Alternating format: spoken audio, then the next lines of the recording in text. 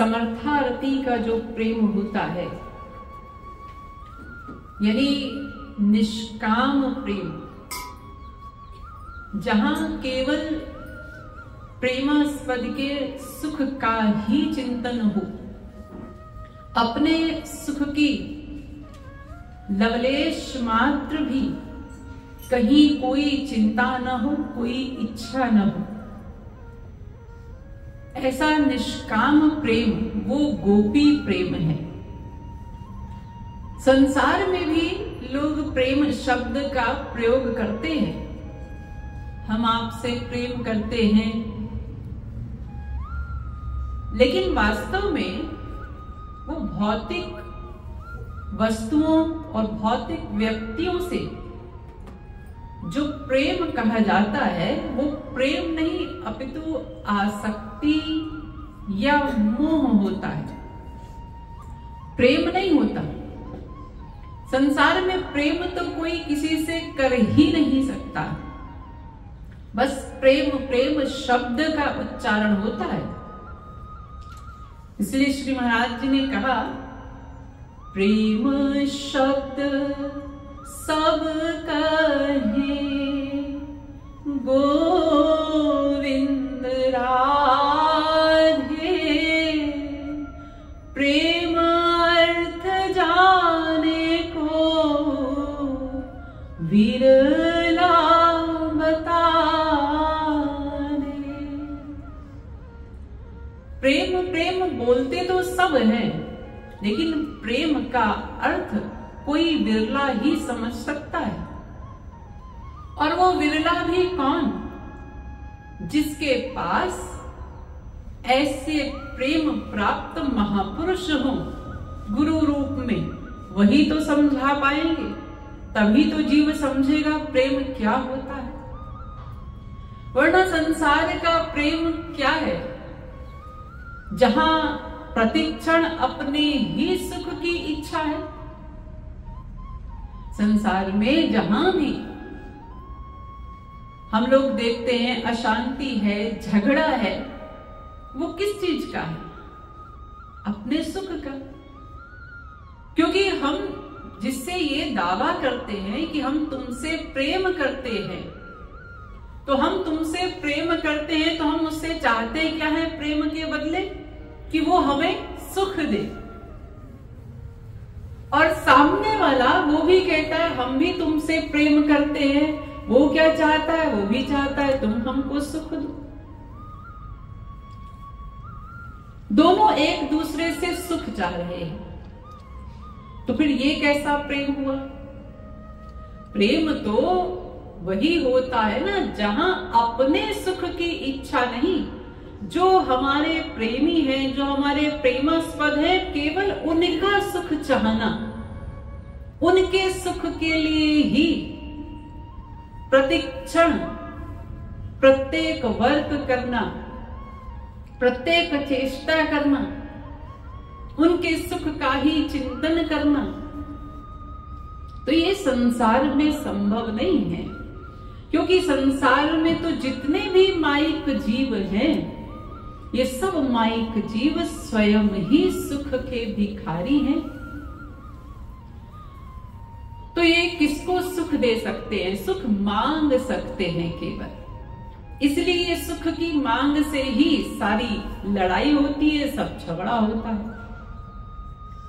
तो वो गोपी प्रेम जो सर्वोच्च कक्षा का प्रेम है, समर्था रति वाला प्रेम, तो श्री महाराज जी के अनुसार हमें उस प्रेम को लक्ष्य बनाना है, गोपी प्रेम को। क्योंकि गोपियों के प्रेम जैसा उदाहरण इतिहास में और कोई हो नहीं सका। रुक्मिणी आदि भी सब उससे नीचे की कक्षा में ही रही। यद्यपि भगवान का एक कानून है ना, गीता में उन्होंने कहा, ये यथा माम प्रपद्यन्ते तांस तथैव भजाम्यहम्। जो जीव मुझसे जितना प्रेम करता है मैं भी उससे उतना ही प्रेम करता हूं। जैसा जीव करे प्यार वैसा करे प्यार यार, ये श्री महाराज जी ने लिखा है। लेकिन गोपियां वो इस नियम की अपवाद है। गोपियों के विषय में भगवान ऐसा नहीं कह सकते, अपवाद गोपी प्यार जा मेरी रहे यार। वहां तो भगवान ऋणी हो जाते हैं। भगवान कहते हैं मैं गोपियों के प्रेम से उत्तीर्ण नहीं हो सकता, कब तक देवताओं की उम्र में भी उत्तीर्ण नहीं हो सकता। वे मुझसे जितना प्रेम करती हैं मैं उनसे उतना प्रेम नहीं कर सकता। ऐसा प्रेम है गोपियों का। एक बार उद्धव जी ने पूछा श्री कृष्ण से कि श्री कृष्ण ये बताइए कि आपके बहुत से भक्त हैं जो आपसे बहुत प्रेम करते हैं, लेकिन फिर भी गोपियां ही आपको प्राण प्रिय क्यों हैं? बहुत से आपके भक्त हैं जो आपका नाम सुनते ही आंसू बहाने लगते हैं, आपकी मुरली का स्वर सुनते ही समाधिस्थ होने लगते हैं। आपके कहीं अगर नीला रंग देख ले तो आपके नीलमणि स्वरूप को याद करके विचलित होने लगते हैं। ऐसे ऐसे भक्त हैं आपके, लेकिन फिर भी गोपियां आपको सर्वप्रिय हैं। क्यों? क्या इसका कारण जान सकते हैं हम? तो श्री कृष्ण ने कहा हाँ, इसमें कोई शक नहीं कि मुझे अपने समस्त भक्त प्रिय हैं, लेकिन गोपियां सबसे अधिक प्रिय हैं इसलिए क्योंकि वो गोपियां, उनके लिए प्रत्येक नाम ही मेरा नाम है, प्रत्येक स्वर ही मेरी मुरली की धुन के समान है, प्रत्येक रंग ही नीला रंग है। वे प्रत्येक शब्द में, प्रत्येक स्वर में, प्रत्येक रंग में केवल मुझको ही देखती हैं, इसलिए वे मुझे अत्यंत प्रिय हैं। ऐसा है गोपी प्रेम। एक बार कबीर जी के पास कुछ लोग गए और जाकर के उन्होंने कबीर जी से कहा कि आपके जैसा प्रेमी संत तो हमने कभी देखा ही नहीं। तो कबीर जी मुस्कुराए और उन्होंने कहा, कबीरा कबीरा क्या करे, जा यमुना के तीर, जहां एक गोपी के प्रेम में बह गए कोटि कबीर। कबीरा कबीरा क्या करते हो? अरे जाके यमुना जी के किनारे वहां ब्रजधाम में देखो, जहां एक एक गोपी के प्रेम पर करोड़ों कबीरों को न्यौछावर किया जा सकता है। गोपियों के प्रेम की कोई तुलना नहीं है और उनके जैसा प्रेम कोई कर भी नहीं पाया।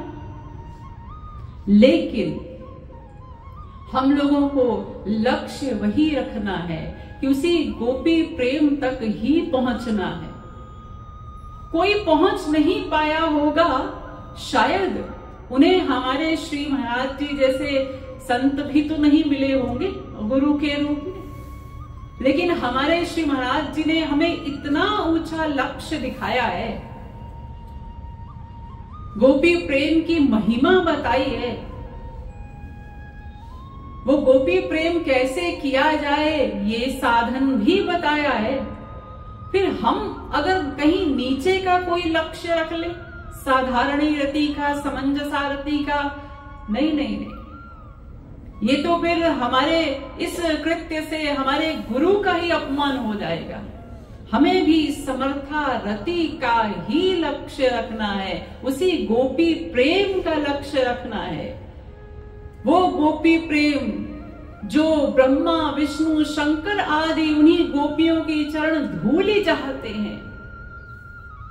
ये उद्धव परमहंस आदि ये सब उन गोपियों की चरण धूलि चाहते हैं। उन्हीं चरण धूलि को प्राप्त करने के लिए ब्रज में लता विटप आदि का शरीर चाहते हैं कि अगर सीधे सीधे नहीं मिल सकता तो उस ब्रज धाम में हमें लता वृक्ष आदि ही बना दीजिए, ताकि जब गोपियां उधर से गुजरे तो उनके चरण की धूल हमारे ऊपर पड़ जाए।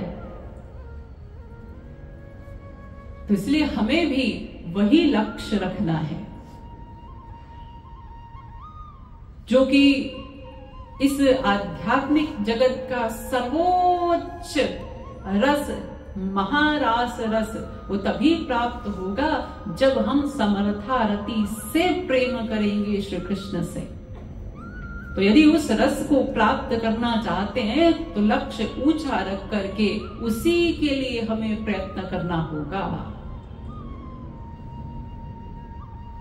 तो फिर तो आप लोगों ने अनेक प्रसंग सुने ही हैं कि गोपियों का प्रेम कैसा प्रेम था कि वो ठाकुर जी को भी कैसे अपनी उंगली के इशारे पर नचाती थी।